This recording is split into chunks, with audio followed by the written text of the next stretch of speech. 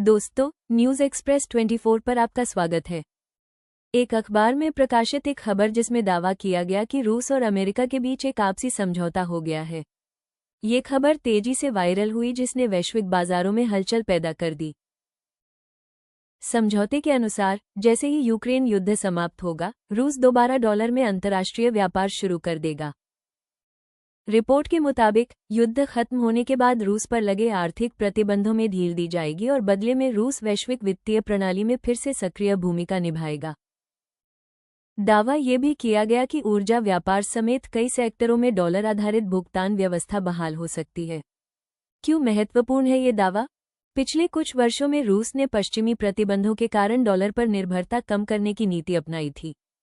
कई सौदे स्थानीय मुद्राओं और वैकल्पिक भुगतान प्रणालियों के जरिए किए जा रहे थे। ऐसे में डॉलर में वापसी की खबर का सीधा असर वैश्विक तेल, गैस और मुद्रा बाजारों पर पड़ सकता था। लेकिन इस दावे की स्वतंत्र पुष्टि किसी अन्य विश्वसनीय अंतर्राष्ट्रीय मीडिया या आधिकारिक स्रोत से नहीं हुई। ब्लूमबर्ग की एक रिपोर्ट में कहा गया कि रूस भविष्य में फिर से डॉलर आधारित व्यापार व्यवस्था की ओर लौट सकता है। दावे के अनुसार, भारत को इस दिशा में संभावित घटनाक्रम का पहले से अंदेशा था। रिपोर्ट में ये भी चर्चा रही कि भारत ने डी-डॉलराइजेशन के किसी औपचारिक अभियान से दूरी बनाए रखने का संकेत दिया। हालांकि, इन दावों पर न तो रूस की ओर से कोई आधिकारिक पुष्टि आई और न ही भारतीय सरकार ने इस प्रकार की किसी नीति परिवर्तन की औपचारिक घोषणा की। सरकार की ओर से समय समय पर यह कहा गया है कि भारत अपने राष्ट्रीय हितों के अनुसार बहुपक्षीय और बहुमुद्रा व्यापार विकल्पों पर काम करता रहेगा।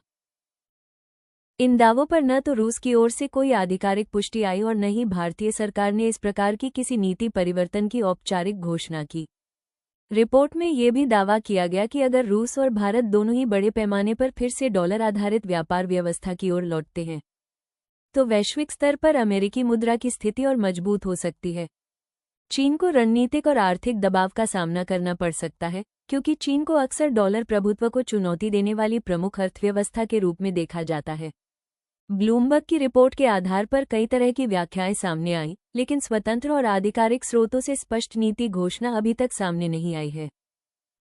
रूस के सेंट्रल बैंक का बयान, डी-डॉलराइजेशन जारी, डॉलर में वापसी की योजना नहीं। बैंक के शीर्ष नेतृत्व ने स्पष्ट किया कि डी-डॉलराइजेशन रूस की दीर्घकालिक आर्थिक रणनीति का हिस्सा है और फिलहाल डॉलर आधारित व्यापार व्यवस्था में व्यापक वापसी की कोई योजना नहीं है। केंद्रीय बैंक के बयान के अनुसार, रूस वैश्विक प्रतिबंधों और वित्तीय जोखिमों को देखते हुए बहुमुद्रा व्यापार, वैकल्पिक भुगतान प्रणालियों और साझेदार देशों के साथ स्थानीय मुद्राओं में लेन देन को आगे बढ़ा रहा है। भारत ने समय समय पर यह संकेत दिया है कि वो अपने राष्ट्रीय हितों के अनुरूप बहुमुद्रा विकल्पों को खुला रखता है, जहां संभव हो स्थानीय मुद्रा में व्यापार और जहां आवश्यक हो डॉलर सहित अन्य मुद्राओं का उपयोग।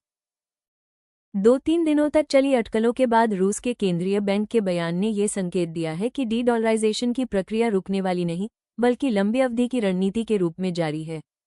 इस पूरे विवाद पर रूस का केंद्रीय बैंक ने स्पष्ट किया कि कथित 2 पॉइंट मेमो पूरी तरह फर्जी है। बैंक के नेतृत्व ने दोहराया कि रूस ब्रिक्स को मजबूत करने की दिशा में काम जारी रखेगा और साझेदार देशों के साथ स्थानीय मुद्राओं में व्यापार बढ़ाने की नीति पर कायम रहेगा। साथ ही यह भी कहा गया कि रूस फिलहाल डॉलर को मजबूत करने के उद्देश्य से कोई कदम नहीं उठा रहा। बयान में ये जरूर जोड़ा गया कि रूस चाहता है उस पर लगे अंतर्राष्ट्रीय प्रतिबंध हटे, ताकि वो बहुपक्षीय व्यापार को व्यापक रूप से आगे बढ़ा सके, जिसमें अमेरिका सहित कई देशों के साथ लेन देन भी शामिल हो सकता है। इस पूरे घटनाक्रम के दौरान भारत की ओर से न शुरुआती रिपोर्ट पर कोई आधिकारिक प्रतिक्रिया आई, न ही बाद की सफाई पर। कूटनीतिक सूत्रों के अनुसार भारत का पारंपरिक रुख यही रहा है कि वो बहुपक्षीय मंचों पर संवाद को प्राथमिकता देता है और सभी प्रमुख शक्तियों के साथ संतुलित संबंध बनाए रखता है। विश्लेषकों का मानना है कि यही संतुलित नीति भारत को वैश्विक मुद्रा और भू राजनीतिक उतार चढ़ाव से अपेक्षाकृत कम प्रभावित होने देती है। यूक्रेन युद्ध, ट्रंप की प्राथमिकताएं और मिडिल ईस्ट पर संभावित फोकस।